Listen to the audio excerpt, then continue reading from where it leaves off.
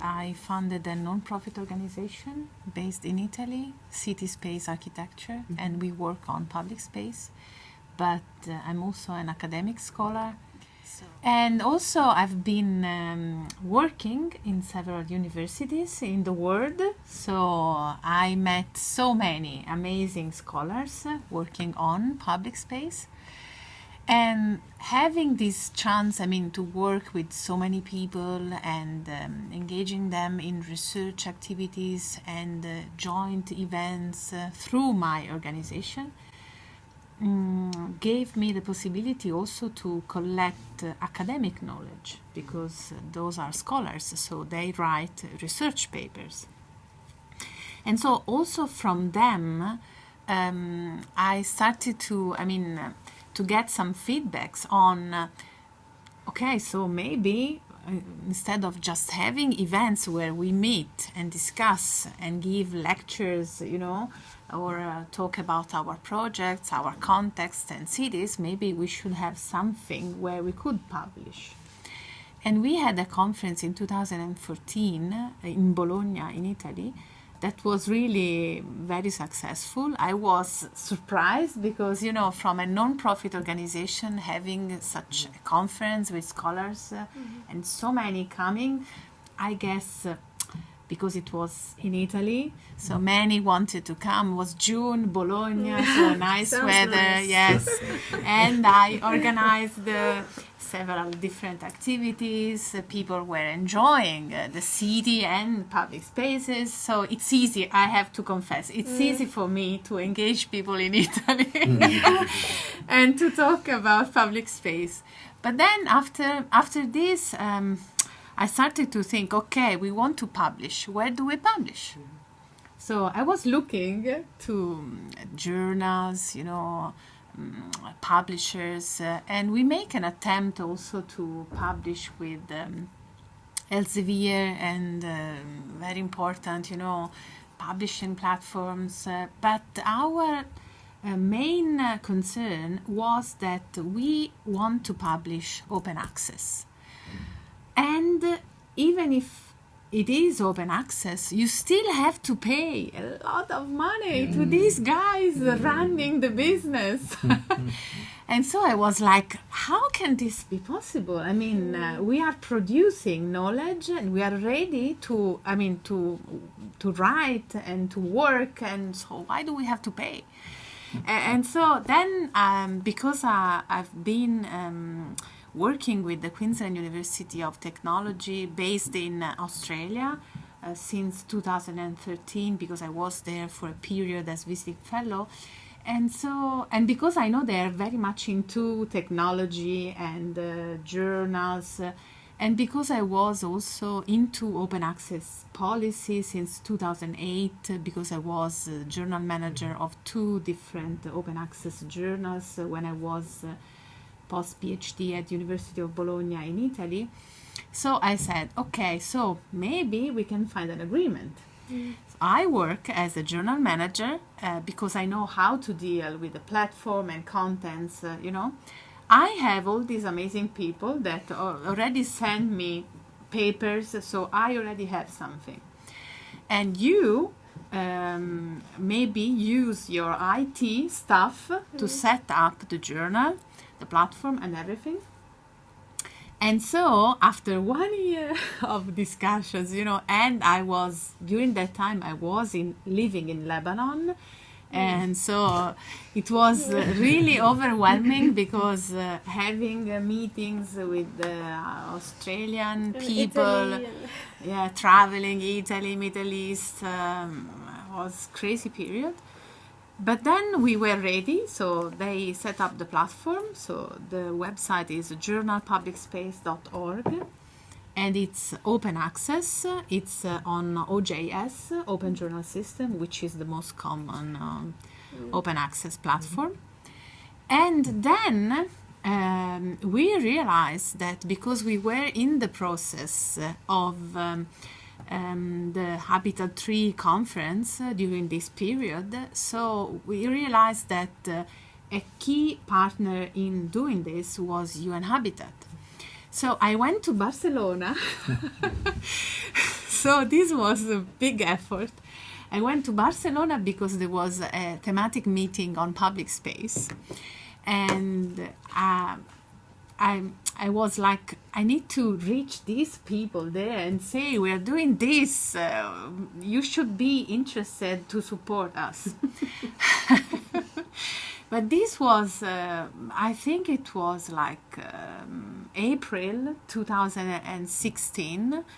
And the Habitat 3 conference was right after in October 2016. So we found a very brief moment to discuss while in Barcelona. Then we had this meeting, Italy, Kenya and Australia on Skype, and we started to discuss this, and they finally said, okay, we are on board. Okay, ready. So now we have to publish the first issue of the journal, and we have to launch it at the Habitat 3 conference.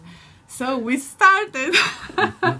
And because the journal is an academic journal, and because it is registered in Australia, and the publisher is the Queensland University of Technology, so they asked us to apply a very rigid and high quality standard. So we apply a double-blind peer review process, a real double-blind peer review process. So we started this, and we managed to have the first issue published while in Quito, you know, because I was setting all the contents, and then we were attending the Habitat 3 conference. On the first day, I was just clicking on the button, publish. Yeah. And it appeared online. And we were like, celebrating, finally. And we had this talk at the Urban Library with Cecilia Anderson and Laura Petrella from the Public Space Program at UN Habitat coming. And we had a 1 hour session where we presented a journal. And then we are now, of course, working on the journal with so much efforts and commitment, because we have 3 regular issues every year, and we also have we try to have 1 special issue every year. So now we are open to everyone publishing with us, because we already published a number of papers that came from our partners. And now we have a call for papers available on the website. And so we want to welcome everyone who is interested to submit a paper proposal and to go through the double-blind peer review process. But I have to tell you also that because public space is a so wide and multidisciplinary subject, we are not into architectural or urban design main issues related to public space. This is intended to be a real interdisciplinary platform. And so, for example, because of course it's academic, but we know that so many other organizations are on the ground working every day also with local communities on public space. So we also need that kind of feedback. And so we have some other sections in the journal which are not peer reviewed. Of course they are reviewed somehow, but not through the process, which is very strict and very difficult sometimes. So we also engage like non-profit organizations to tell us about their projects. And what it is nice also that we try to have also a creative approach, because for each cover we engage artists. So the cover is nice because it is giving a different perspective of the public space from the eyes of artists. And then we ask the artists not just to give us a picture of their work, but also to write a viewpoint, which is not peer-reviewed, where the artist is explaining his work, what he's doing, what is relevant, and who is engaged with this project. And so we are looking also for artists. And when we started this, many were so much interested, and they are giving their work, I mean, for free, because the journal is open access, so it's non-profit project. We get some funding sometimes, but most of the time I'm volunteering. I'm not paid for this project. And also we try to apply the model of public space in the way we create and work with our colleagues into the journal. Because now the idea is that the journal is becoming, somehow relevant. We then want to follow the process of all new journals to be recognized and to impact and things different database like Shimago or some other international Scopus, DOIJ, all this. So we are in the process of doing this, but we also want to become generator of public knowledge on public space. And so sometimes when you want to engage not academic scholars, many are like, but the journal is academic. I don't think I could fit in that box, you know?